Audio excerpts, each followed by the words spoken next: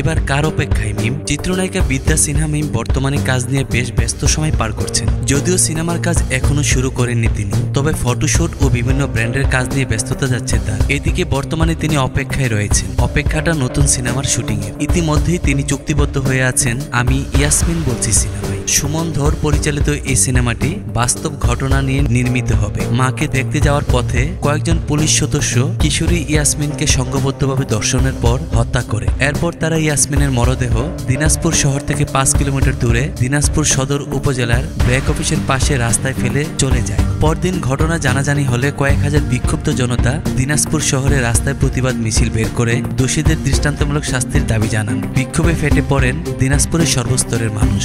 সে সময় শহরের বিভিন্ন স্থানে নির্বিচারে গুলি চালায় পুলিশ। ফলে সামো, কাদের ও সিরাজ সহ নাম না জানা 7 জন নিহত হন। আহত হয় 300-রও বেশি মানুষ। এমন ঘটনা দেখা যাবে আমি ইয়াসমিন বলছি শিরোনামের সিনেমায়। মিম বলেন, সত্য ঘটনা নিয়ে নির্মিত ছবির প্রতি আলাদা একটা আগ্রহ থাকে সবারই। একজন অভিনেত্রী হিসেবে আমারও সেটা রয়েছে। ঘটনাটি আমি বারবার শুনেছি, পড়েছি। ইয়াসমিন চরিত্রের জন্য তৈরি হচ্ছে, অপেক্ষায় আছে শুটিংয়ে। নির্মাতা জানিয়েছেন দ্রুতই ছবিটির শুটিং শুরু হবে।